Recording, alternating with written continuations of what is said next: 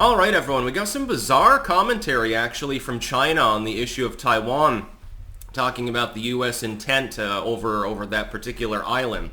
And it doesn't really make sense. It's a very strange claim. The United States, for over a half a century, has had what's called the One China policy.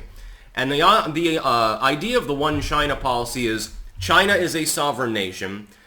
Taiwan is independently governed, but it is not a state. It's effectively China in exile. Now, originally we recognized Taiwan because the dissident government there represented the elected government that had been over all of China in the first place.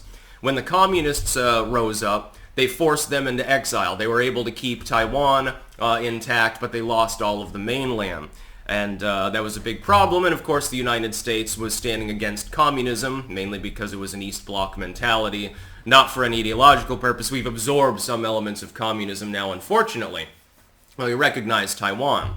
Then, in the 70s, they got the bright idea that it was actually a better idea to swing over and support the Chinese diplomatically. Because they said, well, China's a lot bigger. Look at all the resources they have.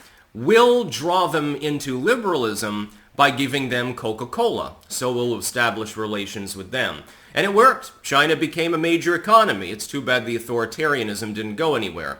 When China, therefore, claims that the United States is attempting to provoke them into waging war on Taiwan, I can only be confused because we've maintained the One China policy. We've spent this entire time, by the way, supporting groups that are nationalistic in Taiwan, so that's nothing new. This is the first time Jinping has brought it to the attention of the world that the United States is trying to provoke a major war in Taiwan that Taiwan could never win in the first place, because we haven't militarized them enough. Why would the U.S. want that? The U.S. is one of your main trading partners.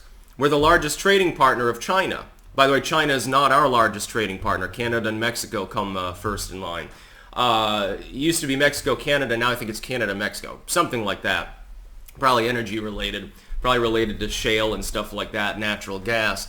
The claim, therefore, is bizarre, because why would we want to undercut our own economy and raise problems in Asia, destabilizing probably half the region by provoking a war with Taiwan? Again, that Taiwan would handily lose. They can win in a defensive war with some tinkering, but as of this point, if China were to launch off today and begin piling people aboard the retrofitted trawlers and shit and start sailing to Taiwan, Taiwan would lose.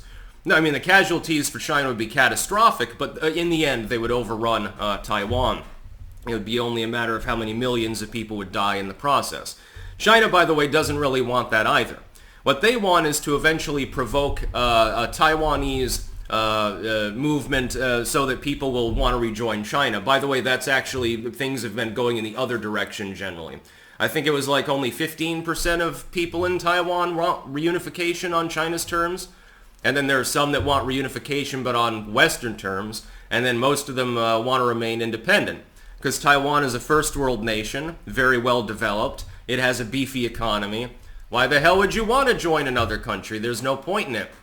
China's an authoritarian state. Taiwan is, well, you know, it's a troubled democracy, I would say, much like the United States is. There's no such thing as a puristic liberal country in the world anymore anyway, where you can actually do what you want to do in a truly free market. But Taiwan is up there. They're on the Freedom Index and all of these other things. Why would they want to, therefore? And why would we want them to get overrun by China? Again, causing the destabilization probably of China's economy too. Well, when you destabilize the economy of the nation that buys more of your imports than any other country in the world, and also exports a shit ton of material to you, that's not usually good for your economy. Now, the United States would take a double-digit hit to its GDP if China popped off in Taiwan and we ruined our diplomatic relations. It would necessarily affect trade. In the end, it's all about the Benji Greens. Xi Jinping appears to just be making a hyperbolic statement, and I think I know why. China really wants to weaken some of the U.S. clout in Asia because then China can sort of fill in that diplomatic vacuum. Right now, there are a lot of nations near China. Yeah, the closer the nation is to China, the less likely they are to like China, by the way. You may have noticed this. Japan, Taiwan, Vietnam, actually, anything in the South China Sea. It's funny because there's a poll years ago, and Vietnamese people and Polish people uniquely in the world had a more favorable opinion of the United States than U.S. citizens did. I was astonished by that. It makes no sense, but, thanks. That's pretty cool. The Philippines, to an extent, India and Pakistan. Yeah, there's a lot of cross-training and development, but there's also a border skirmish every once in a while. There's an unclear border within the Kashmir province, and they all have nuclear weapons, so, it can pop off any day now. China's not necessarily below. They stiffed the Russians one time. Remember when the Russians had that deal sewn up, and Putin went over to Beijing, sort of like, the pre-inaugural ceremony, shake hands and eat some noodles and shit. And he ended up going home early because the Chinese, in the end, modified the terms of the agreement to pay him less for their oil. I remember that. I made a video, that was like 10 years ago or something like that. I remember it at the time. It was hilarious. So, the claim here about Taiwan, it just doesn't make any sense. I think that there's some America derangement syndrome going on or something like that. That's about all. Peace out.